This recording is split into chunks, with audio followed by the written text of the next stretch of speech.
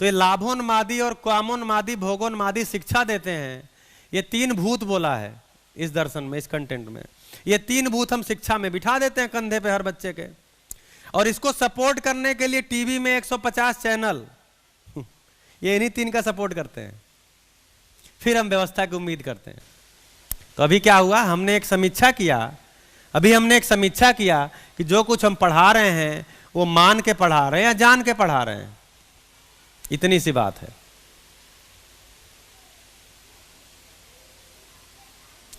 अब सवाल यह है कि यह सब जा किस विधि से रहा है? शिक्षा विधि से।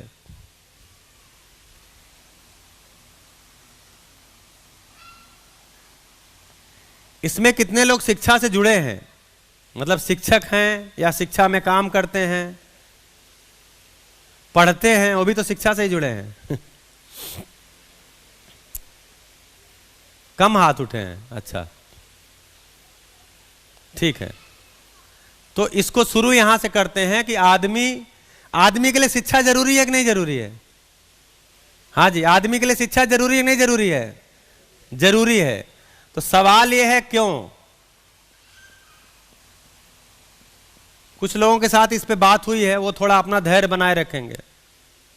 प्रवीण भाई, शिक्षा क्यों शिक्षा दी जाए?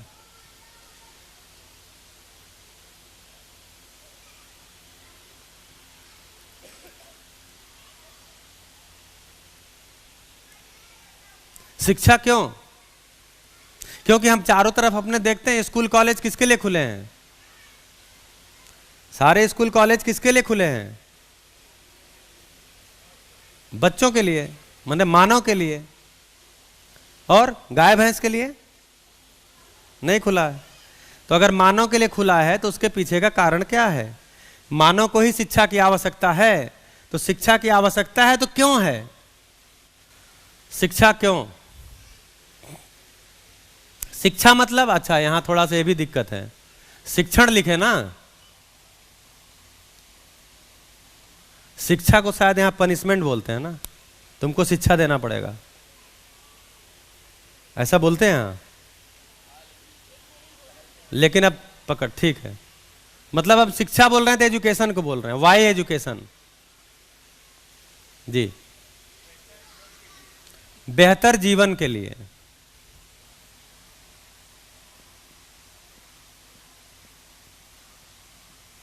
और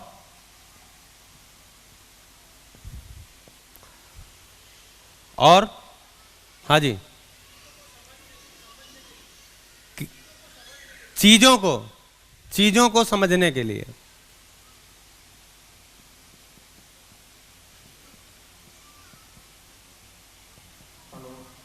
जी,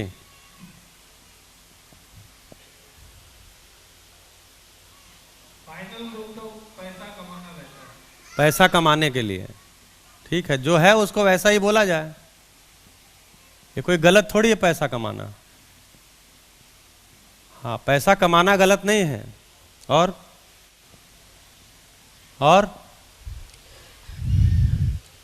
जीवन को संतुलित करने के लिए। जीवन को संतुलित करने के लिए, संतुलित करने को बैलेंस करने के लिए। हाँ जी, ये इसलिए पूछ रहे हैं कि देखिए यहां इस सभा में बैठे हुए, एक बार इसको स्पष्ट कर दें कि प्रश्न क्यों आया, ये भी तो पता चले। इस सभा में बैठे हुए सभी लोग पढ़ाई कर चुके हैं या पढ़ाई कर रहे हैं? ऐसा है कि नहीं है? तो जो पढ़ाई कर चुके हैं उनको पता है क्यों पढ़े हैं, और जो कर रहे हैं उनको पता है क्यों पढ़े। इसलिए बच्चों से भी क्वेश्चन है कि आप क्यों पढ़ रहे हो? आर्या, आप क्यों पढ़ रही हो? कुछ बनने के लिए। देखिए ये असली उत्तर आते हैं, कुछ बनने के लिए।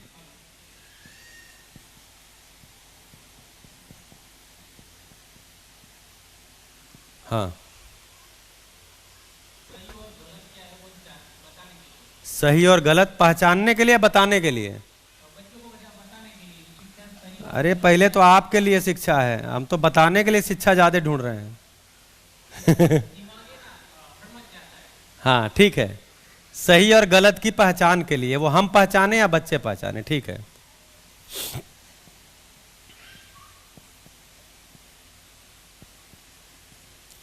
अभी इसका जो आर्या ने यहां बोला था, इनसे अगला प्रश्न है, कुछ बनने के लिए का मतलब क्या हुआ? क्या बनने के लिए? डॉक्टर। आप डॉक्टर तो सीधे बोलो ना, हम डॉक्टर बनने के लिए पढ़ रहे हैं। बढ़िया। और कोई बच्चे बोले? आप बोलिए, पढ़ते हैं आप? आपका क्या नाम है?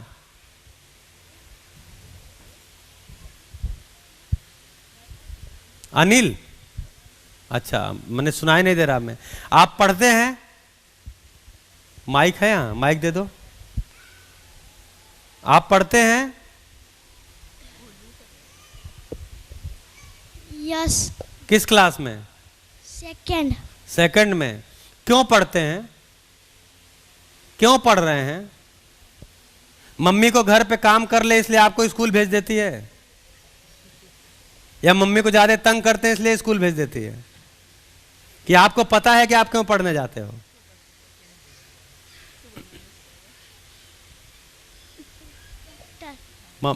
हाँ, मम्मी से मत पूछो, आप बताओ। डॉक्टर। डॉक्टर, सब डॉक्टर ही बनेंगे। चलो, और आप माइक लिए थे, बताइए। हाँ, किस क्लास में पढ़ते हो? सेवंथ। सेवेंथ में। क्यों पढ़ते हो? कुछ बनना है आगे जाके। क्या बनना है?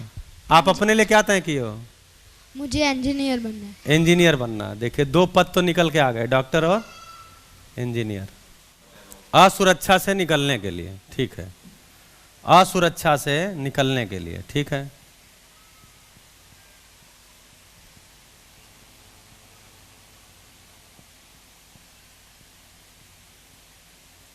अभी देखो, जब भी कोई प्रश्न पूछेगा उसके बाद अगला प्रश्न आर्या से आ जाएगा। आर्या, हमारी तरफ ध्यान दो थोड़ा। अब तो फंसी गई हो, मम्मी लाके बिठा दी। बताओ, आप डॉक्टर क्यों बनना चाहती हो? माइक ले लो, हम थोड़ा आपसे संवाद कर लें। आप डॉक्टर क्यों बनना चाहती हो? समाज की सेवा करने। समाज की सेवा के लिए। उससे क्या होगा? समाज की सेवा करके क्यों समाज सेवा आप करना चाहती हो? मतलब आप समाज सेवा नहीं करोगी तो क्या हो जाएगा? कोई दूसरा करेगा। लेकिन आप क्यों समाज सेवा के लिए डॉक्टर बनना चाहती हो?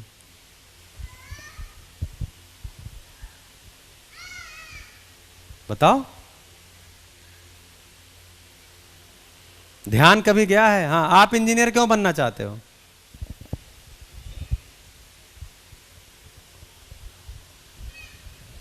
देखिए, खुल के बताओ ना, मतलब उसमें कोई संकोच नहीं है, एकदम खुली सभा है। आप क्यों इंजीनियर बनना चाहते हो? मुझे इंजीनियर में इंटरेस्ट है। और हाँ, और हाँ। वो जो ऊंची ऊंची वो बिल्डिंग और उसमें वो काम करते हैं ना, हाँ, उसमें मुझे वो करते हैं ना, उसमें ज़्यादा इंटरेस्ट है। इंटरेस्ट का मतलब क्या है? कि वो काम आपको अच्छा लगता है। हाँ। मतलब आप इंजीनियर इसलिए बनना चाहते हो क्योंकि वो आपको अच्छा लगता है। हाँ, ठीक है। ऐसे ही जब बच्चों से हम लोगों ने बात किया, 1 मिनट भैया बस, दिल्ली के अलग अलग स्कूलों में तो बच्चे ऐसे ही बोलते थे। हैप्पीनेस करिकुलम निकल के कहाँ से आया? यहीं से आया। बच्चे पूछते थे, बच्चों से हम पूछते थे, इंजीनियर क्यों बनना चाहते हो, डॉक्टर क्यों बनना चाहते हो? तो देखिए, दिल्ली में बच्चे थोड़े ज़्यादा ही खुले हुए हैं। वो धड़ाधड़ बोल देते हैं। बोले जी देखिए, पैसा कमाने के लिए हम बनना चाहते हैं। या ऐसे बोल देंगे कि हम इंजीनियर इसलिए बनना चाहते हैं, डॉक्टर इसलिए बनना चाहते हैं कि डॉक्टरी में ज़्यादा पैसा है। तो हमने कहा कि ये आपको विचार क्यों आया? तो फिर बोले कि मेरी मम्मी पापा बोले इंजीनियर बन जाओ या डॉक्टर बन जाओ। तो हमने कहा जब आप बन जाओगे डॉक्टर तो मम्मी पापा मतलब क्या हो जाएगा? तो बोले मम्मी पापा खुश हो जाएंगे। तो हमने कहा मम्मी पापा खुश हो जाएंगे तो आपको क्या मिलेगा? तो बोले हम खुश हो जाएंगे। तो हमने कहा इसका मतलब आप अपनी खुशी के लिए बनना चाहते हो। लास्ट में क्या निकल के आया? अपनी खुशी के लिए। तो ऐसे बच्चों से बात करते निकल के आता। हाँ भैया जी, पद और प्रतिष्ठा के लिए। प्रतिष्ठा क्या होता है?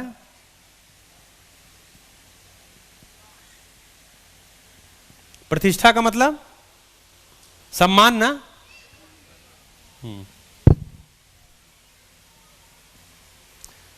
तो पढ़े लिखे होने से एक सम्मान आता है, किसी पद पे जाते हैं तो उससे सम्मान जुड़ता है, ठीक है।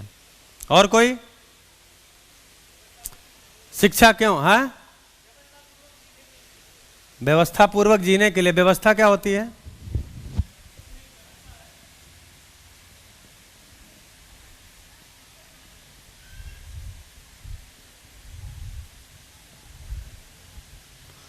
चलिए इतने से आगे बढ़े कि और कोई? कि आगे बढ़े, इससे बढ़े? हाँ जी आगे बढ़े। हाँ जी हाथ खड़ा करिए। हाँ, जीवन की जरूरतों को पूरी करने के लिए।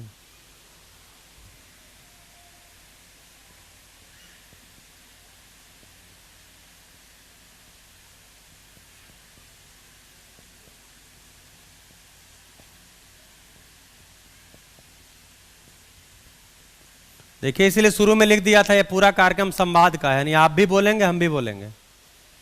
मतलब ये प्रवचन नहीं है, लेक्चर नहीं है, भाषण नहीं है, स्पीच नहीं है। इतने से लेके बढ़े आगे। चलिए, तो अभी मैंने पहले कहा था कि यहाँ जितने लोग बैठे हैं वो या तो पढ़ लिख चुके हैं, कुछ कर रहे हैं, या तो पढ़ रहे हैं। यही दो तरह के लोग बैठे हैं। और हम बोल रहे हैं कि शिक्षा हमको इसलिए चाहिए। तो अभी देखें, अभी तो चूंकि ये समाज मिक्स ग्रुप है तो इस तरह की बातें आई। जब शिक्षक होते हैं तो केवल आदर्श वाली बातें आती हैं, इसमें सारी बातें लगभग मिक्स आई हैं।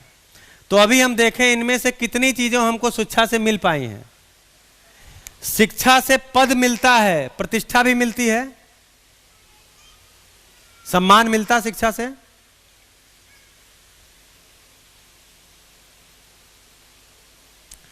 हम जो शिक्षा ले रहे हैं उससे कोई पद मिल जाएगा, लेकिन उस पद पे होने से सम्मान मिलता है। ऐसे ही जोड़िए, जितने लोग हमारे आसपास हैं अधिकतर लोग शिक्षित हैं कि नहीं हैं? हमारे घर में, हमारे परिवार में, हमारे पड़ोस में, हमारे गांव में, मोहल्ले में, शहर में अधिकतर लोग पढ़े लिखे हैं कि नहीं हैं? हैं। तो पहले पॉइंट पे आइए, क्या उनका जीवन बेहतर हो गया है? जैसे जीवन बेहतर दो तरह का होता है। एक तो उनके पास जरूरी सुविधाएं हो गई हैं, दूसरा वो बढ़िया से जी रहे हैं, लड़ाई झगड़ा नहीं करते। यही होगा ना भाई, सुविधाएं हो गई हैं और हम ठीक से जीते हैं, लड़ाई झगड़ा नहीं करते। तो जितने लोग हमारे परिवार में, हमारे पड़ोस में, शहर में, गांव में हो गए हैं, उनका जीवन बेहतर हो गया है पढ़े लिखे होने से, पहला। फिर दूसरा, चीजों को क्या हम समझ गए हैं। तीसरा, क्या पढ़ाई से पैसा कमा सकते हैं। मतलब अगर है तो सबके लिए होना चाहिए ना, जितने लोग पढ़ लिए सब पैसा कमाने लगने चाहिए। लेकिन पता चलता है कि पैसा कमाने का पढ़ाई से संबंध ही नहीं है। बहुत सारे लोग ऐसे मिल जाएंगे जो बिल्कुल ही नहीं पढ़े हैं, लेकिन पैसा पढ़े वालों से बहुत ज्यादा कमाते हैं। ऐसा है कि नहीं है? तो हमारे यहाँ डाइट में एक लेक्चरर हैं, लेक्चरर मतलब एमएड किए, पीएचडी किए और लेक्चरर हो गए, और वहाँ पे ट्रेनिंग लेते हैं टीचर्स। तो बताते हैं, एक बच्चा हमारे यहाँ से ट्रेनिंग लेकर के गया था। तो मैं एक दिन, पुरानी वैगनार गाड़ी उनके थी, उससे वो जा रहे थे। तो वो बच्चा कहीं खड़ा था महिंद्रा शोरूम के सामने, तो देख गया, अरे सर आइए। तो गए, वो खुद अपना शेयर कर रहे थे। तो उतर गए, बोले यहाँ क्या कर रहे हो? बोले देखिए गाड़ी ले रहा हूँ। तो उस समय बताते हैं कि वो स्कॉर्पियो वगैरह बड़ी अच्छी गाड़ी मानी जाती थी, अब तो आगे बहुत सारी गाड़ियाँ आ गई हैं। तो बोले वो लड़का 12th के बाद डीएलएड किया, उसके बाद नौकरी नहीं किया, ठेकेदारी वगैरह में चला गया, उसको समझ भी ज़्यादा नहीं थी। और भैया जैसे ही वो हमको वो गाड़ी दिखाया, चमकाते हुए, चमक रही थी गाड़ी, हमको अपनी वैगनार देख के हमको रुलाई आ रही थी। क्या है ये? पीएचडी है। और वो क्या है? 12th पास करके डीएलएड करके नौकरी नहीं किया, किसी धंधे में चला गया। तो अब क्या बताया जाए, इनकी पीएचडी बेकार हो रही थी वहां। क्यों? क्योंकि पीएचडी किससे जुड़ गई? पैसा आया तो पीएचडी का मतलब, नहीं आया तो कोई मतलब नहीं। तो इस तरह से एक एक चीज को देख सकते हैं हम। अब एक एक चीज को नहीं देखने जाएंगे, लेकिन कुल मिला के जितनी बातें हम करते हैं उसमें से अधिकतर बातें मेरे लिए शिक्षा से कामना हमने की है। तो अभी तक हमने कामना ज्यादा की है, लेकिन प्रयास उस तरह का नहीं किया है, या वो उपलब्धि हमको नहीं हुई है। इसको और ऐसे समझते हैं कि जैसे एक यहाँ शब्द इन्होंने लाया आशीष जी ने कि व्यवस्था पूर्वक जीने के लिए, तो इसको कनेक्ट करने के लिए देखते हैं कि धरती पर क्या क्या चीजें हैं। तो एक तो पदार्थ हैं जिनको मटेरियल बोलते हैं। मटेरियल मतलब जिसको नॉन लिविंग, नॉन लिविंग बोलते हो आप लोग, पढ़ते हैं ना लिविंग नॉन लिविंग, तो जिसको निर्जीव बोलते हैं, नॉन लिविंग बोलते हैं, उनको हम पदार्थ बोल रहे हैं। ये धरती पे हैं कि नहीं है? यही देखो बहुत सारे हैं। फिर दूसरा है पेड़ पौधे होते हैं, तीसरा पशु पक्षी होते हैं, और चौथा मानव होता है। ये चार तरह की चीजें हमारे आसपास दिखती हैं, इस कमरे में भी दिखेंगे। जीव जंतु तो यहां नहीं दिखेंगे, पशु पक्षी हो सकता बाहर हो, निकलेंगे तो चिड़िया उड़िया उड़ती दिख जाएगी। पेड़ पौधे दिख ही रहे हैं बाहर, आदमी यहां दिख ही रहे हैं, और निर्जीव पदार्थ भी ये सब दिख ही रहा है, बोतल, कुर्सी, माइक, ये छत और ये गद्दे चद्दर सब निर्जीव है, ये दिख ही रहे हैं। ये सब है उपलब्ध, ठीक है। अब आप बताइए कि जो पदार्थ दिखते हैं इनका आचरण निश्चित है कि अनिश्चित है?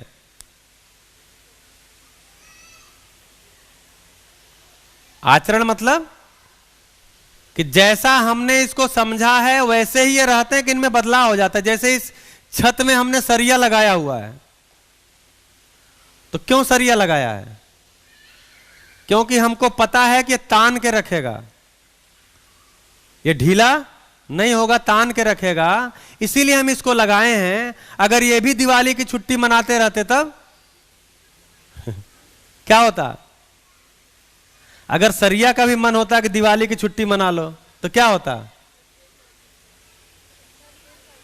तो हम इसके छत बनाते ही नहीं, या इसके नीचे हम बैठते नहीं दिवाली की छुट्टी में। तो हम इसको हमको क्या लग रहा है, ये नहीं छोड़ेगा, नहीं छुट्टी मनाएगा। क्यों? क्योंकि इसका निश्चितता है, इसके आचरण की निश्चितता है। ऐसे ही पानी है, मिट्टी है, हवा है, लोहा है, जो भी चीजें हैं, सीमेंट हम इसमें क्यों लगाते हैं? क्योंकि पता है वो पकड़ के रखता है। अगर उसका भी मूड चेंज हो जाता तो नहीं लगाते। तो कुल मिलाकर के निश्चितता है, आचरण की निश्चितता है, इसीलिए पदार्थ पे हमको ज्यादा विश्वास भी है। दूसरा पेड़ पौधे, पेड़ पौधे के आचरण की निश्चितता है कि नहीं है? कैसे?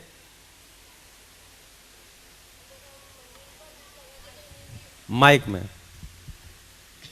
धन्यवाद। कोई भी पौधे का अगर हम बीज लगाते हैं तो वही पौधा उगेगा, और वो अपना जो भी गुण है वो उसमें बनाए रखता है। जैसे नीम हो, वो कड़वा होता है, कोई खट्टा होता है, कोई मीठा होता है, तो वो अपना नीम कभी वो मीठा नहीं हो जाता, ऐसा कुछ नहीं होता, वो अपने साथ ही रहता है। हाँ, जब तक आदमी उसमें कुछ क्रिएटिविटी ना लगा दे। आदमी तो नीम को भी मीठा बना सकता है, उसके बीज में ऐसा छेड़छाड़ कर देगा। तो कुल मिलाकर के नेचुरली अगर देखेंगे तो जितने भी पेड़ पौधे हैं उनका आचरण निश्चित है। जैसे मेरे बाबा और मेरे बाबा के बाबा और उनके भी बाबा के जमाने से ही आम का पौधा अगर लगाए हैं तो उसमें आम का पौधा अगर लगाए हैं तो उसमें एक समय में आम का फल आता है। आता है कि नहीं आता है? आता है। वो 200-400 साल पहले भी आम के पौधे में आम का फल आता था, आज भी आम के पौधे में आम का ही फल आता है। ऐसा नहीं है कि जी जमाना बदल गया है, अब तो आदमी आम नहीं खाता है, फ्रूटी पीता है, तो अब आम के फल के जगह सीधे फ्रूटी लग के आ जाए। ऐसा होता है? नहीं होता। इसका मतलब पेड़ पौधे अपनी निश्चितता के साथ हैं, इसीलिए हम उनका उपयोग कर पाते हैं। अगर उनमें निश्चितता ना हो, अब पता चला आम का पौधा लगा के आया और उसमें अमरूद आ गया, तो कल कौन आम लगाने जाएगा? पता नहीं, कल तीसरे दिन उसमें संतरा आ जाए। तो ऐसा नहीं होता, ऐसा नहीं होता, इसीलिए हम उसका बढ़िया से उपयोग कर रहे हैं। इसीलिए आम लगा रहे हैं, संतरा लगा रहे हैं, अमरूद लगा रहे हैं, अनार लगा रहे हैं, टमाटर लगा रहे हैं, क्योंकि हमको पता है कि इसमें टमाटर ही आना है। बढ़िया? हाँ जी, बढ़िया। ऐसे ही जो पशु पक्षी हैं इनके निश्चित है कि नहीं है? इनका भी आचरण निश्चित है। जैसे गाय 200-400 साल पहले भी दूध देती थी, आज भी दूध ही देती है। अब आज थोड़ी पनीर देती है, क्योंकि पनीर खाते हो आप, तो गाय भी सोचेगी इनको मेहनत करना पड़ता है, सीधे पनीर ही दे दो। ऐसा नहीं करती वो। तो हम गाय पालते इसीलिए हैं कि वो दूध दे। अच्छा, अगर दूध नहीं दिया उसने तो क्या करेंगे? गाय हम पाले और उसको बच्चा भी हुआ लेकिन वो दूध नहीं दे रही है, तो क्या कहते हैं? इसमें कुछ गड़बड़ है, इसको कोई बीमारी है। जैसे पौधे के बारे में, हमने टमाटर का पौधा लगाया, अब टमाटर बड़ा हुआ, उसमें फूल भी आए, फल आया ही नहीं, तो क्या बोलते हैं? हटाओ, इसका बीज खराब है, कुछ इसको बीमारी लग रही है, यहाँ के वातावरण में ठीक नहीं है। यानी हम ये बोलते हैं उसमें कुछ गड़बड़ है, कोई बीमारी है, क्योंकि निश्चितता हम चाह रहे थे, निश्चितता हुआ नहीं। तो ऐसे ही पशु पक्षी के आचरण के बारे में निश्चितता है, तभी हम, अच्छा, जिनके आचरण के बारे में निश्चितता हम पकड़ लिए हैं उनको अपने करीब रखते हैं, जिनके आचरण को अभी नहीं पहचान पाए उनको अपने करीब नहीं ला पाए। ठीक है? तो पदार्थ का आचरण, पेड़ पौधों का आचरण, पशु पक्षी का आचरण निश्चित है। मानव का आचरण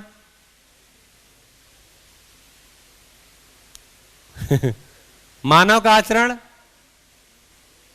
निश्चित है, निश्चित है। अब अपने बारे में धीमे बोलेंगे अपनी बारी आई तो धीमे बोलेंगे। मानव का आचरण निश्चित है? नहीं है। कब वो शेर बन जाएगा, कब बकरी बन जाएगा, पता ही नहीं है।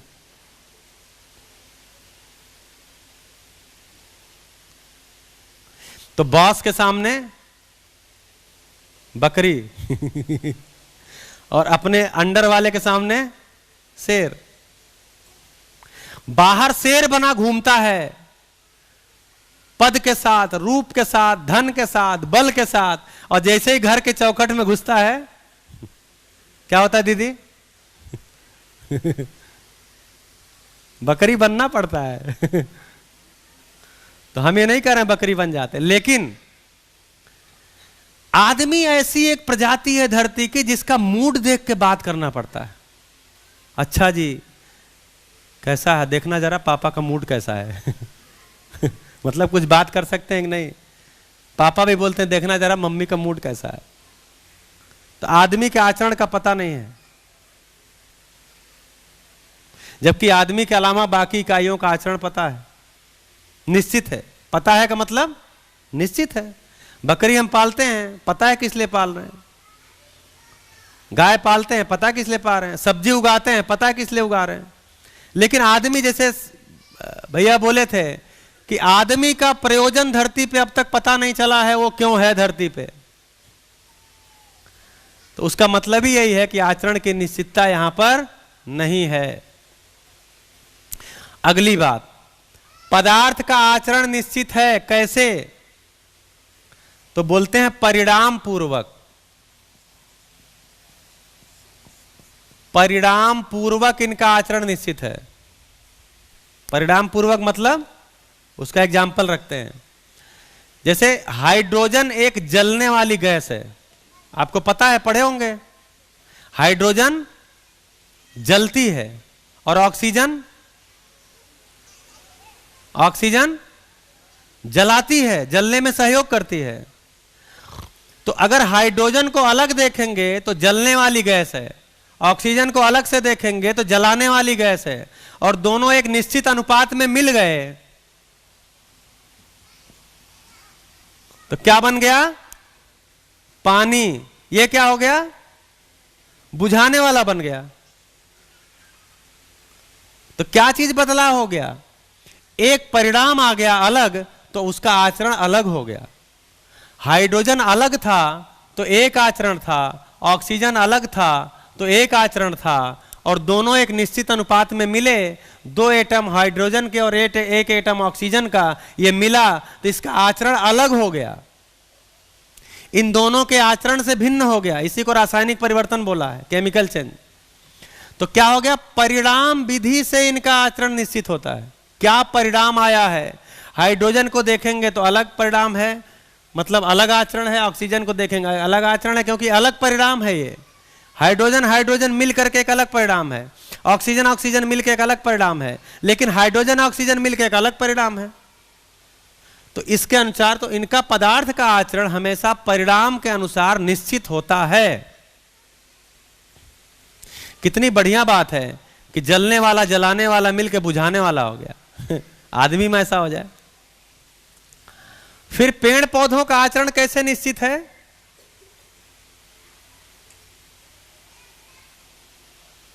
पेड़ पौधों का आचरण की निश्चितता कहां है, सुनिश्चितता कहां है? दूसरों के लिए, दूसरों के लिए। वो तो निश्चितता तो दूसरों को ही फायदा करती है, अपने के भी करती है, लेकिन इनका आचरण के निश्चित होने का आधार क्या है? जैसे पदार्थ के आचरण निश्चित होने का आधार है परिणाम, कि कौन सा परिणाम आया। सोडियम अलग परिणाम के साथ है, क्लोरीन अलग परिणाम के साथ है, और दोनों मिलकर नमक बन गए, सोडियम क्लोराइड, तो अलग परिणाम आ गया, तो उनका आचरण अलग हो गया। तो ऐसे ही पेड़ पौधों का आचरण की निश्चितता का आधार क्या है? हाँ जी, बढ़िया। बीज विधि से।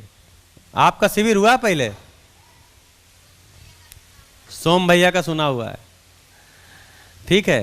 तो कुल मिला के जैसा बीज है वैसा आचरण आएगा। जैसे बोल रही थी, नीम लगाएंगे तो पूरा आचरण कैसा होगा उसका? नीम जैसा होगा। आम लगाएंगे, आम का बीज डालेंगे तो उससे जो झाड़ निकलेगी, जो पेड़ पौधा बनेगा, वो उस बीज के अनुसार ही उसका आचरण होगा। बीज से बदल गया तो हमको चिंता हो जाती है, अरे ये क्या हो गया। तो इनके आचरण की निश्चितता का आधार बीज है, बीज के अनुसार इनका आचरण निश्चित है। और पशु पक्षी का पशु पक्षी का जैसे गौरैया घोंसला बनाती है, तो जैसा घोंसला 100-200 साल बनाती थी, आज भी वैसा ही बनाती है। गाय का बच्चा गाय के आचरण जैसा ही आचरण करता है। शेर का बच्चा शेर के जैसा आचरण करता है। तो आधार क्या है? इनका तो कोई स्कूल नहीं है, आधार क्या है? इनके आचरण की निश्चितता का आधार क्या है? हाँ, वंश के आधार पे। जैसे वंश में वे पैदा हुए हैं, शेर का बच्चा अगर गाय जैसा आचरण करेगा तो हमको शंका हो जाएगी, पता नहीं क्या हो गया इसको, क्योंकि तो शेर के वंश का है। तो क्या पता चला? पदार्थ का आचरण परिणाम विधि से निश्चित है। पहले हमने क्या बात किया कि पदार्थ का, पेड़ पौधे का, पशु पक्षी का आचरण निश्चित है। ये पहले हमने सेट किया, एक प्रस्ताव रूप में रखा, आपने कहा भी, वो हम देख भी सकते हैं। फिर क्या हुआ कि पदार्थ का आचरण की निश्चितता का आधार क्या है? तो परिणाम है। फिर बोले कि पेड़ पौधों के आचरण के निश्चय का आधार क्या है? बीज है। पशु पक्षी के आचरण के निश्चितता का आधार क्या है? वंश है। मानव का आचरण निश्चित हुआ नहीं है, इसका मतलब है कि परिणाम, बीज और वंश का उस पर असर नहीं पड़ता। किस वंश में पैदा हुआ है उससे उसके आचरण पर असर नहीं पड़ता। तो एक पहलवान का बच्चा पहलवान होगा जरूरी नहीं है, एक विद्वान का बच्चा विद्वान होगा जरूरी नहीं है, एक शराबी का बच्चा शराबी होगा कोई जरूरी नहीं है, और एक बिल्कुल ही शराब जो नहीं पीता, शराब को हाथ नहीं लगाई है, सात्विक जीवन जिया है, सादा खाना खाया है, उसका उपदेश भी जिंदगी भर दिया है, लेकिन उसकी संतान शराबी हो सकती है। इसका मतलब वंश का असर नहीं पड़ रहा ना। शाकाहारी मानव का बच्चा मांसाहारी हो सकता है, मांसाहारी मानव का बच्चा शाकाहारी हो सकता है। तो आहार मतलब किसी भी मामले में देखेंगे तो वंश का असर नहीं पड़ता। इसका मतलब मानव का आचरण के निश्चितता का आधार ये तीनों नहीं है। तो मानव के आचरण के निश्चितता का आधार क्या है? हाँ जी, थोड़ा रुक के मानव की, हाँ जी, हाँ, शिक्षा। आप भी यही कह रहे थे, शिक्षा संस्कार दोनों जोड़ देते हैं। तो शिक्षा और संस्कार में अंतर क्या है? तो ऐसे ही जो शिक्षा और संस्कार को जोड़ेंगे तो शिक्षा स्थिति है, संस्कार उसकी गति है। हम संस्कारित नहीं हैं, ठीक से संस्कार नहीं हुआ, मतलब संस्कारित नहीं है, इसका मतलब हमारी शिक्षा ठीक से नहीं हुई। तो जो बोल रहे हैं मानव कैसे आचरण निश्चित होगा, शिक्षा और संस्कार पूर्वक। तो इसमें जो मूल वस्तु है वो शिक्षा है। शिक्षा पूर्वक आचरण मानव का निश्चित होगा। इसीलिए मानव ने पहले से इस बात को पहचाना हुआ है, तभी मानव की सभ्यता के बाद जैसे ही मानव को थोड़ी समझ आई, तभी से मानव के शिक्षा का कार्यक्रम शुरू कर दिया। गुरुकुल था और चीजें थी, बाद में स्कूल आ गया, कॉलेज, ये मानव के लिए ही है। इसका मतलब हमको तो ये पता है कि मानव का आचरण शिक्षा पूर्वक ही निश्चित होगा, लेकिन हमने इसको जोड़ दिया केवल रोजी रोजगार से। और जैसा आप बोल रहे हैं ऐसा जोड़ दिया कि संस्कार तो घर में आएगा। जैसे सोम भैया एक बड़ी अच्छी घटना बताते हैं, बोलते हैं उनके चाचा जी जो हैं वो एक उनके पिताजी का चचेरे भाई, देखिए घर में क्या है, पढ़ाई लिखाई के लिए कुछ लोग ही ज्यादा दृष्टि अपना रखते हैं। तो उनके जो चाचा जी थे वो सब बच्चे पढ़ लें इसका बहुत चिंता करते थे। तो कुछ बच्चों को दिल्ली में रखे, कुछ को, इनके सोम भाई के पिताजी पंजाब रहते थे वहां भेज दिए, भाई इनको पढ़ाओ। किसी को केमिस्ट्री का ट्यूशन लगाए, फिजिक्स का लगाए, मैथ्स का लगाए, कॉमर्स, जो जिसको पढ़ना था उसका ट्यूशन लगाए। और सब बच्चों को पढ़ने के प्रति उनकी दृष्टि थी कि सब पढ़ लें। तो सारे बच्चे अपना पढ़ पढ़ के बड़े हो गए, अपना शादी विवाह हो गया, सब अपने अपने किसी पद पे, किसी नौकरी में और किसी व्यवसाय में चले गए। तो बताते हैं एक बार शादी में सभी इकट्ठा, शादी में ही तभी इकट्ठा होते हैं हम लोग, अभी तो अगर शादी ना हो तो इकट्ठा ही नहीं हो पाते हैं। तो शादी में सब इकट्ठा हुए। तो आजकल शादियों में जो होस्ट होता है उसके पास ज्यादा काम नहीं रहता, क्योंकि सारा काम तो इवेंट मैनेजर को दिया रहता है, तो वो खाली ही बैठे रहते हैं। तो ये भी अच्छी बात है भाई, खाली बैठे तो कुछ बात करें। तो बोले हम लोग ऐसे ही सारे बैठे थे, तो चाचा जी जो है वो थोड़े दुखी थे। बोलते देखो जी हमने इतना प्रयास किया और इतना पढ़ाया लिखाया सबको और बहुत मेहनत किया, और सब जो है अच्छी अच्छी नौकरी में, पद पे पहुंच गए, व्यवसाय में पहुंच गए, पैसा कमा रहे, लेकिन इनमें आपस में प्यार नहीं है। क्या नहीं है? क्या नहीं है? प्यार नहीं है। तो सोम भाई ने कहा कि इनमें आपस में प्यार हो जाए इसके लिए आपने कौन सा ट्यूशन लगाया था? आपस में प्यार रहे इसके लिए आपने कौन सा ट्यूशन लगाया था? बोले अरे ये तो होता है, इसको क्या, ये तो होता है। तो हमने संस्कार को क्या मान लिया कि टेकन फॉर ग्रांटेड है, मतलब आ ही जाएगा। लेकिन किससे आएगा? जो घर में जी रहे हैं उनके से आएगा। और घर में ऐसे जीते हुए लोग है नहीं। जैसे हम लोग पूछते हैं दिल्ली में, यहाँ का पता नहीं, गुजरात में अच्छे लोग हैं, बच्चे ज्यादा घर में लड़ते हैं या बड़े लड़ते हैं? भाई दिल्ली वाले तो ही बोलते हैं बड़े लड़ते हैं, गुजरात का नहीं पता है। घर में झगड़ा बच्चे ज्यादा करते हैं या बड़े करते हैं? नहीं बोलोगी? तो कुल मिलाकर के जब बड़ों को तालमेल पूर्वक जीना नहीं आ रहा है तो वो कैसे नीचे जाएगा, बच्चों में कैसे जाएगा? क्योंकि बच्चे तो सबसे ज्यादा किससे सीखते हैं? अनुकरण और अनुसरण से सीखते हैं। इसका एग्जाम्पल बताइए कि बच्चे सबसे ज्यादा अनुकरण अनुसरण से सीखते हैं। इसका एक एग्जाम्पल बताइए।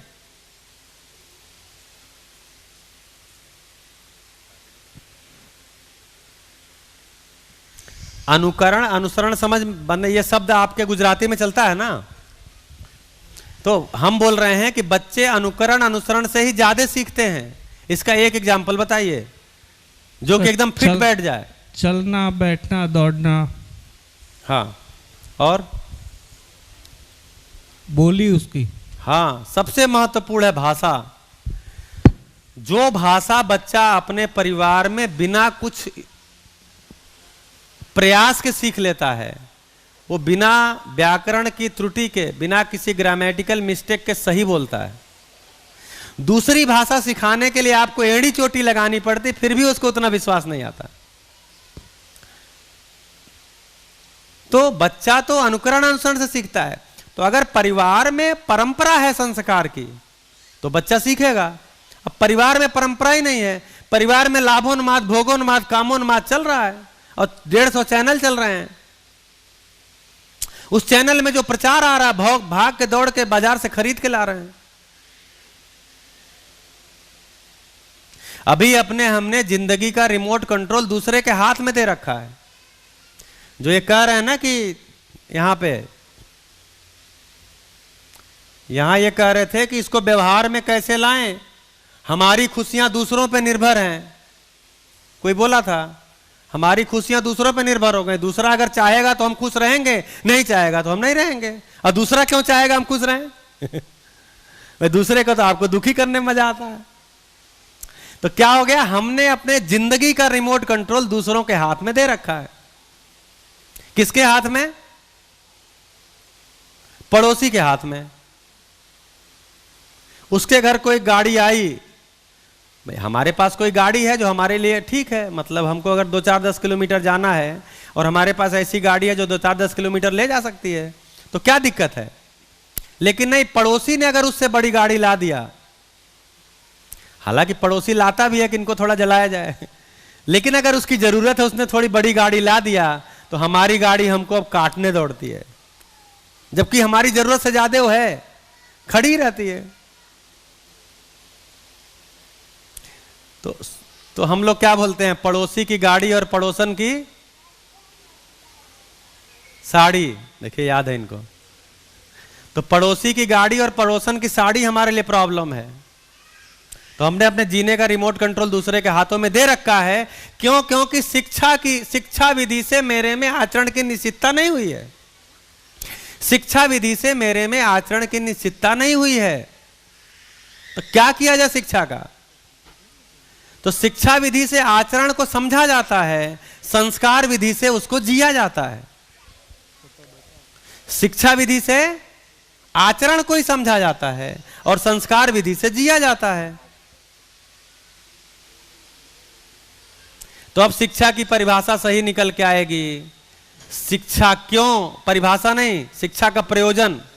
शिक्षा क्यों? मानव के आचरण की निश्चितता के लिए।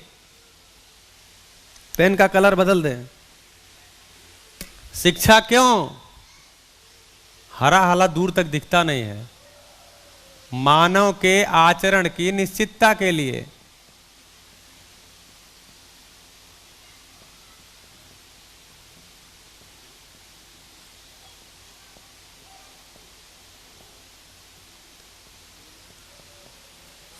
तो जब आचरण की निश्चितता होगी तभी वो बेहतर जीवन जी पाएगा, तभी वो चीजों को समझ पाएगा, तो पैसा भी कमाएगा। मतलब आचरण की निश्चितता है तो ऐसा थोड़ी पैसा नहीं कमाएंगे कि आचरण को अनिश्चित रखेंगे तभी कमाएंगे। तो दूसरों को भी शिक्षा दे पाएगा, तभी जीवन को संतुलित रख पाएगा, तभी गणतांत्रिक जीवन जी पाएगा, तभी कुछ बन पाएगा। नहीं तो बन के भी क्या करेगा? अगर आचरण की निश्चितता नहीं हुई है तो डॉक्टर बन के भी क्या करेगा? किडनी बेचेगा। अभी दिल्ली में ह्यूमन ऑर्गन बेचने का बहुत बड़ा रैकेट पकड़ा गया, कानपुर से लेके दिल्ली तक। आप लोगों को भी खबर आई होगी। और उसमें दिल्ली के बड़े बड़े हॉस्पिटल, मतलब मेरी माताजी को पेट में प्रॉब्लम थी तो कोई बताया कि पीएसआरआई हॉस्पिटल में दिखाइए। पीएसआरआई बहुत बड़ा हॉस्पिटल है, पुष्पावती सिंघानिया ऐसे रिसर्च इंस्टीट्यूट। तो वो काफी बड़ा हॉस्पिटल है। मैं डॉक्टर को दिखाने गया तो उसकी 2800 फीस थी। और जब उसने जांच बताया कि वो इंडोस्कोपी होगा और कोलोनोस्कोपी होगा, हमारी माताजी भाग चली वहां से, बोली हम नहीं कराएंगे। उसकी फीस भी 25-26 हजार थी। और उसका ही जो हेड था, अब नाम क्या लेना, अखबार में नाम आया था, वो उसका सरगना निकला। और दिल्ली के काफी बड़े बड़े हॉस्पिटल अखबार में दे रहा है, उसमें इन्वॉल्व हैं, लेकिन पैसा दे करके अपना नाम छपवाने से रुकवा लिए हैं। क्योंकि खबरें तो वही छपेंगे जो चाहेंगे। जैसे लोग कहते हैं ना कि मैंने सुना है कि पहले खबरें छपती थी फिर बिकती थी। अब क्या होता है, पहले खबरें बिक जाती हैं फिर छपती हैं। क्या छपना है, पहले से बिक जाता है। तो वो खबरें ही नहीं आई। अब बताइए वो डॉक्टर कम मेहनत किया होंगे? 15 साल लगता है एक डॉक्टर बनने में। पढ़ाई लिखाई सब मिला करके 15 साल कम से कम लगता है एक डॉक्टर बनने में। बन के भी क्या किया, किडनी बेच रहा है।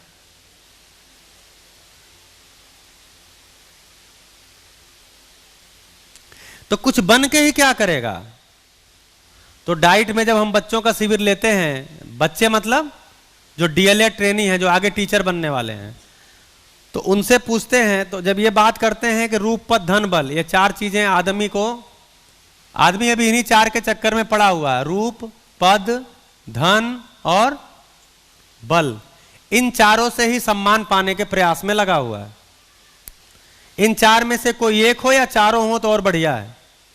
हाँ, किसी के पास रूप हो, कोई पद पे भी बैठा हो, ताकतवर भी हो और धन भी हो, तो ये चारों हो या इसमें से कोई एक हो तब भी काम चलेगा, सम्मान का प्रयास में लगता है। तो बच्चे क्वेश्चन करते हैं, तो क्या पद नहीं पाना चाहिए, पद पे नहीं जाना चाहिए? तो आपका उत्तर क्या होगा? पा सकते हैं। और कोई? पद पे जाना चाहिए कि नहीं जाना चाहिए? तो किसी पद पे जाना ही चाहिए, मतलब वो पद तो बने ही है, कोई जाएगा। लेकिन मैं उनको बताता हूं कि उस पद पे जाने के बाद तो आप उस पद से सुशोभित होंगे या आपसे वो पद सुशोभित होगा? बताइए। आप उस पद से सुशोभित होते हैं या आप ऐसे बढ़िया आदमी विश्वास से भरे हुए बन गए हैं, आचरण की निश्चितता वाले, कि आपसे वो पद सुशोभित हो जाएगा? कौन वाला अच्छा होगा? सेकंड वाला। लेकिन हम सब पद पे जाना ही इसलिए चाहते हैं कि उसी से हमारी पहचान हो। आदमी पद के साथ कैसे रहता है? जैसे ट्रेन में यात्रा करते हैं, मैं तो बहुत करता हूं, आप लोग भी करते ही होंगे। तो सामने कोई बैठा हुआ है, अच्छा आजकल ये सेकंड एसी थर्ड एसी, जो पहले हमारे जमाने में स्लीपर बड़ी चीज होती थी, मतलब उसमें रिजर्वेशन मिलना बड़ी चीज होती थी। बोलते थे हम रिजर्वेशन करा के गए हैं। हमारे चाचा वाचा जी पूना में रहते हैं, बहुत पैसा कमाते हैं, तो बोलते थे देखो मैं तो रिजर्वेशन करा के जाता हूं, मतलब स्लीपर में। एसी तो एक आध डिब्बे होते थे, एसी पहले था नहीं, पहले फर्स्ट क्लास होता था, बाद में एसी जुड़ा। तो बाद में स्लीपर वाले 3 एसी में शिफ्ट हुए, 3 एसी वाले 2 एसी में शिफ्ट हुए, और 2 एसी और फर्स्ट एसी वाले प्लेन में शिफ्ट हो गए। तो उसमें लोग बैठे रहते हैं। अब बैठे हैं तो पहले तो सूटकेस वगैरह 2 बार दिखाएंगे, मतलब बढ़िया वाला है। हम लोग देखते हैं ना लोगों की नाटक नौटंकी। देखिए एक बार चीजें समझ में आ जाती हैं तो पता चल जाता सामने वाला कर क्या रहा है। तो पहले सूटकेस वगैरह उसको नहीं धीरे से ऐसे करके दिखाए उखाएंगे, हालात धीरे धीरे कुछ कम हो रहा है। फिर क्या होगा, आपसे बात करना चाहेंगे लेकिन अब सीधे बात नहीं करेंगे, तो कोई फोन आएगा तो उसको कुछ डांटेंगे, ठीक है बोल देना उसको, आऊंगा देख लूंगा। उसका दिमाग नहीं ठीक है क्या, बता देना 2-4 बार, बता देना डायरेक्टर साहब का फोन आया था। अब उनका उद्देश्य था हमको बताना कि हम डायरेक्टर हैं किसी कंपनी के। मतलब आप हमारे साथ बात करिएगा तो उस पद के साथ करिएगा। तो आप देखेंगे बहुत सारे लोग इसको बताने के चक्कर में होते हैं अपने पद को। मैं जिलाधिकारी हूं, मैं ये हूं, मैं वो हूं, मैं ऐसा हूं, मैं पैसे वाला हूं, मैं रूप वाला हूं। तो बहुत सारा पद का बोझ लेके हम ढोड़ रहे हैं, क्योंकि आदमी के रूप में हम स्वीकार ही नहीं है किसी को। हमारा जीना इतना गंदा है कि वो स्वीकार ही नहीं होता किसी को, इसलिए पद के साथ हम बताते हैं। मेरे घर में ही मैं स्वीकार नहीं हूं मेरे पद के साथ। तो देखिए रूप पद धन बल, ये 4 जो है ना, ये बड़े खतरनाक हैं। इनको लेके कभी घर में मत जाइएगा, चौखट के बाहर रखिएगा। क्योंकि घर के अंदर एकदम नहीं चलते ये, बाहर तो चल जाएंगे, आपको लगेगा भी सम्मान। देखिए बाहर भी सम्मान कोई करता नहीं है, रूप पद धन बल से लोग सम्मान नहीं करते हैं। रूप पद धन बल के कारण लोग आपसे ईर्ष्या करते हैं, आपको लगेगा सम्मान कर रहे हैं। लेकिन अगर इसको लेके आप घर में चले गए अपने पद के साथ, धन के साथ, बल के साथ, तो घर में तो एकदम नहीं काम आता है। क्यों कृष्णा भाई? ये घर में नहीं काम आता। अब आपकी परीक्षा तो आपके घर में होनी है, तो समाज का ठप्पा ले आकर के घर में दिखाते हैं, देखो जी मैं इस पार्टी का अध्यक्ष हूं, देखो जी मैं इस कंपनी का डायरेक्टर हूं, देखो जी मैं डीएम हूं, देखो जी मैं डॉक्टर हूं, देखो मुझे माला पहना के सम्मान किया गया। तो अंदर से क्या आवाज आती है, ठीक है बढ़िया है, कोई बात नहीं, हमको पता है। तो मेरा कहने का आशय यह है कि बाहर का ठप्पा घर में नहीं चलता, बाहर का ठप्पा घर में हमेशा फर्जी घोषित होता है, लेकिन एक बार घर का ठप्पा लग गया वो हर जगह चलता है। तो आपके जीने का, आपके आदमी होने का सर्टिफिकेट आपका परिवार देगा, क्योंकि आपका इंटरेक्शन वहां होता है। तो एक बार घर का ठप्पा पड़ गया मतलब आपके शिक्षा संस्कार को स्वीकार कर लिया गया, हर जगह वो चलता है। तो अभी तक जितनी बात किए वो यही किए कि जो शिक्षा, क्यों, तो मानव के आचरण की निश्चितता के लिए शिक्षा। उससे कम में शिक्षा क्या करेगी? कुछ नहीं करेगी। पैसा आ गया लोगों के पास, जितना चाहते थे उससे ज्यादा आ गया। सुविधाएं आ गई, जितना चाहते थे उससे ज्यादा आ गई। भाई आज हर आदमी बड़े से बड़े सम्राट अकबर और जिसका भी नाम ले लीजिए उससे बड़ा है कि नहीं है? है कि नहीं है? अकबर के पास मोबाइल था, आपके पास है? अकबर के पास पंखा था, एसी था? वो नहीं था। वो 4 आदमी ऐसे पर्दे को ऐसे हिलाते थे तब हवा लगती थी। उनके पास फ्लाइट थी? नहीं थी। तो सुविधा के मामले में हम जितना सोचे उससे ज्यादा पा गए।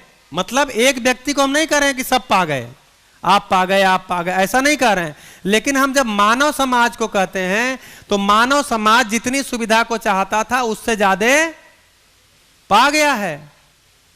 लेकिन शांति, तो 2 चीजें हैं, सुविधा और संबंध। तो अभी हमारे घरों में जो तालमेल नहीं है, जो तनाव होता है हमारे घर में, परिवार में, पड़ोस में, वो सुविधा की कमी के नाते ज्यादा होता है या संबंध की कमी के नाते ज्यादा होता है? बताइए। अभी जो हमारा तालमेल किसी से बिगड़ता है, कलेश होता है घर में, कलेश शब्द चलता है ना यहाँ, जो कलेश होता है, 2 आदमी का साथ में जीना नहीं बन पा रहा है, वो संबंध न समझ में आने के कारण है या सुविधा की कमी उसका कारण है? अगर बात सही है तो जोर से बोलिए। सुविधा की कमी से कलेश होता है। बताइए, सही बात है?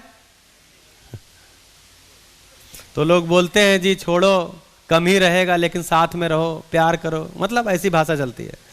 तो क्या चीज है, आप जांच के देखेंगे तो ज्यादातर हमारा जो कलेश है वो संबंध में कमी के कारण है। एक बढ़िया एसी लगा करके और घर के अंदर उसको 16 डिग्री सेंटीग्रेड 18 डिग्री सेंटीग्रेड पे सेट करके और 2 आदमी उसमें बैठे हुए हैं, उनके बीच में 42 डिग्री सेंटीग्रेड चल रहा है, शांत ही नहीं हो रहा, टेम्परेचर ही नहीं डाउन हो रहा। अच्छा ठीक है, देख लूंगा, ठीक है मैं भी देख लूंगी, ठीक है तुम अपने तरीके से जियो, ठीक है हम अपने तरीके से जिए। ये क्या है? ये 42 डिग्री सेंटीग्रेड है, जबकि सुविधा है। तो आप जांच के देखेंगे तो ज्यादातर कलेश का कारण संबंध में है, संबंध न समझ के कारण है। सुविधा भी है लेकिन ज्यादातर ये है। लेकिन हमारा जो सुबह से शाम तक का क्वालिटेटिव टाइम है वो सुविधा के लिए है या संबंध के लिए है? सुबह लोग कहते हैं कि सुबह 9 बजे से 5 बजे के बीच का जो टाइम होता है वो सबसे ज्यादा क्वालिटेटिव टाइम होता है, मतलब उसमें हम ज्यादा कुछ समझ सकते हैं, उत्पादन कर सकते हैं। तो हमारा सुविधा के लिए ज्यादा है या संबंध के लिए है? तो इसलिए सुविधा की उपलब्धि हो गई, उसमें क्या दिक्कत है? अगर हमने श्रम सारा सुविधा के लिए लगाया है तो सुविधा में उपलब्धि हो गई कि नहीं हो गई? अब जिस क्षेत्र में हमने कुछ लगाया ही नहीं है उसमें कहां से उपलब्धि हो जाएगी? इसलिए इस मामले में हम कंगाल होते जा रहे हैं। भाई संबंध के मामले में कितना संवाद होता है घर में? हाँ जी चाय बन गई है, हाँ जी बन गई है, आके ले जाओ। नाश्ता तैयार है कि नहीं है? हो जाएगा, पहले क्यों नहीं बताए थे? अच्छा, और कल वो नाश्ते में क्या चीज दे दिया था, ऐसा हो गया वैसा हो गया। ठीक है नाश्ता तो समझ में आता है लेकिन कल गैस नहीं था, इसका होश है आपको? और बच्चे की फीस भी जमा करनी थी, आपको पता है? और बिजली का बिल आया था, दूध वाले का भी पैसा देना है, वो भी ठीक दूध नहीं दे रहा। इतना ही संवाद होता है घर में, संबंध के नाम पे इतना ही बातचीत है। तो उपलब्धि क्या होगी? इसलिए संबंध के क्षेत्र में हमारी उपलब्धि नहीं हुई।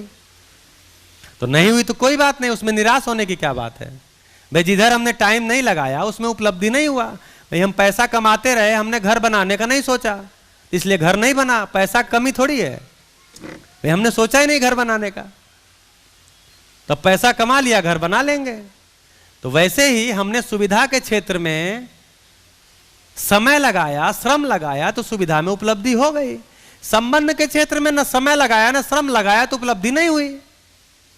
जब लगा देंगे तो हो जाएगी, उसमें क्या दिक्कत है। ऐसी संभावना है कि नहीं है कि उसमें भी उपलब्धि हो जाएगी। तो मानव शिक्षा में समय लगाता है 20 साल कम से कम। एक मानव 18 से 20 साल शिक्षा सिस्टम में अपने को झोंक देता है। यहां जो लोग बैठे हैं अधिकतर लोग उसमें झोंका के आए हुए हैं या अभी झोंके जा रहे हैं 20 साल। और 20 साल में कम से कम 20 लाख रुपए भी खर्च करते हैं। ये हम करें या सरकार करें, बात वही है भाई। अगर मेरा बच्चा सरकारी स्कूल में पढ़ता है तो उसमें भी इन्वेस्ट हो रहा है कि नहीं हो रहा है? सरकार का हो रहा है। अगर एक स्कूल में 10 टीचर हैं तो उनकी 10 लाख तनख्वाह है, सरकार उनको दे रही है। दिल्ली में हमने देखा है एक टीचर की सैलरी 1 लाख सवा लाख है, तो 10 लाख दे रही है सैलरी। और बच्चे उसमें 100-200 हैं तो प्रति बच्चे पे सरकार का खर्च हो रहा है कि नहीं हो रहा है?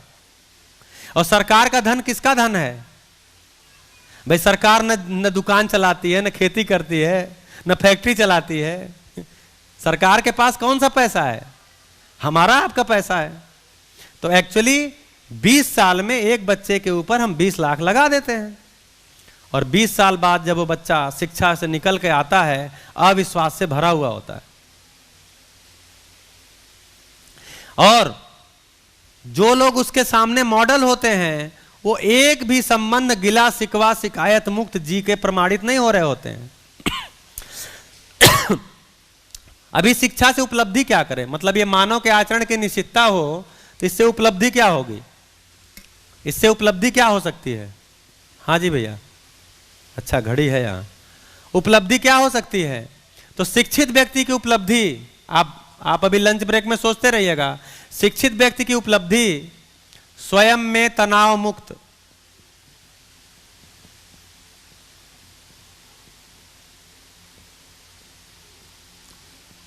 परिवार क्लेश मुक्त,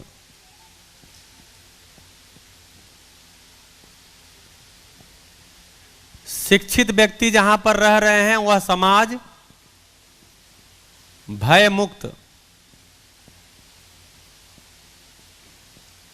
और प्रकृति संतुलित।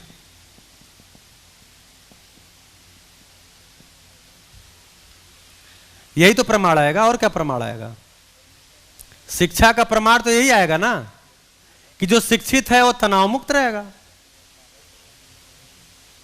शिक्षित परिवार कलेश मुक्त रहेगा, शिक्षित समाज भय मुक्त रहेगा, और ऐसे समाज का जो उपयोग सदुपयोग है उसके कारण प्रकृति संतुलित रहेगी। तो शिक्षा बढ़ी है और तनाव बढ़ा है, और उल्टा हो गया है, जितने पढ़े लिखे उतने ज्यादा तनाव। जितनी ज्यादा डिग्री, जितनी ज्यादा पढ़ाई, उतनी ज्यादा तनाव। परिवार में कलेश भी बढ़ा है, समाज में भय घटा है कि बढ़ा है? लगातार बढ़ता जा रहा है, लगातार दिन प्रतिदिन समाज में भय बढ़ रहा है।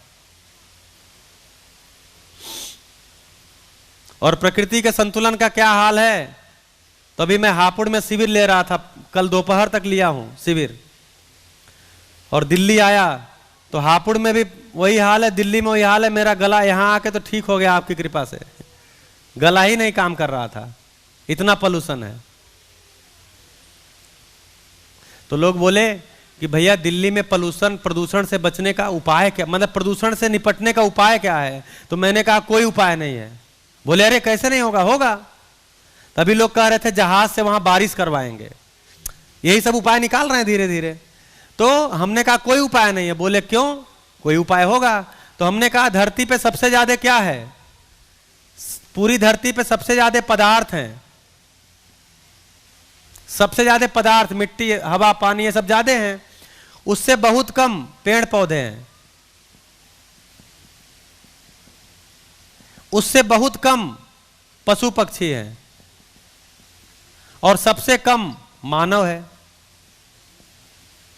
इस धरती पे देखेंगे तो सबसे ज्यादा पदार्थ है, मटेरियल है, उससे बहुत कम पेड़ पौधे वनस्पतियां हैं, उससे बहुत कम पशु पक्षी हैं, और सबसे कम मानव है। तो हमने कहा ये रेशियो जहां मेंटेन रहेगा वहां प्रदूषण नहीं रहेगा। इसीलिए गांव में लगभग ये अनुपात मेंटेन है, इसलिए गांव में प्रदूषण नहीं है। अब दिल्ली में जिधर देखो मुंडी मुंडी ही दिखाई देती खाली आदमी की। तो हमारे डिजाइन में ही फॉल्ट है, हमने दिल्ली जैसा डिजाइन ही क्यों सोचा? आदमी की मुंडी के अलावा कुछ दिखता ही नहीं है, आदमी की मुंडी और गाड़ी, आदमी की मुंडी और गाड़ी। एक सर्वे हुआ कि दिल्ली में जितनी कारें हैं, अगर वो सारी कारें सड़क पे आ जाएं तो दिल्ली की सड़क की लंबाई के अनुसार जो लंबाई तो नाप ही सकते हैं कितनी है, तो एक कार को 3 इंच जगह मिलेगी। अटेगा ही नहीं 3 इंच में, एक के ऊपर एक रखना पड़ेगा। इतनी गाड़ियां खरीद के रख लिए, और रोज अच्छा, और फिर गाड़ी नहीं बिक रही तो मंदी आ गई। बोलते मंदी आ गई, इतनी गाड़ियां रख लिया। तो केवल आदमी और गाड़ी, आदमी और गाड़ी। अब आप बोल रहे हो संतुलन हो जाएगा, संभव ही नहीं है, कैसे प्रकृति ठीक हो जाएगी? तो डिजाइन में फॉल्ट है, मॉडल में फॉल्ट है। सबको रोजगार दिल्ली में मिलेगा, सारी सुविधाएं दिल्ली में मिलेंगी, बाकी जगह नहीं मिलेंगी। तो सुविधाएं भी शहर में मिलेंगी, गांव में नहीं मिलेंगी। रोजगार भी शहर में मिलेगा, गांव में नहीं मिलेगा। और गांव के रोजगार को गंदा बता दिया गया। जैसे मुझे बचपन में बताया गया कि पढ़ लिख लो नहीं तो घास छिलोगे। यहां नहीं कहते होंगे, यहां भी कहते हैं। आदमी सब जगह एक ही जैसा है। पढ़ लिख लो नहीं तो गोबर उठाओगे, ऐसा हमको कहा गया। मैंने घास छिलना, गोबर उठाना गंदा काम बताया गया हमको बचपन से। तो जो गांव में रोजगार है उसको गंदा बता दिए, शहर में रोजगार को अच्छा बता दिए। सब शहर की तरफ चले जाओ, फिर चिल्लाओ प्रदूषण हो गया, फिर कहो इससे निपटो प्रदूषण को। ऐसे हम पागल बने घूम रहे हैं। क्या बने घूम रहे हैं? पागल बने घूम रहे हैं। और जबकि इतने सालों से शिक्षा में काम भी हुआ है और हम पागल बने घूम रहे हैं। बढ़िया? तो कुछ भी बढ़िया नहीं है।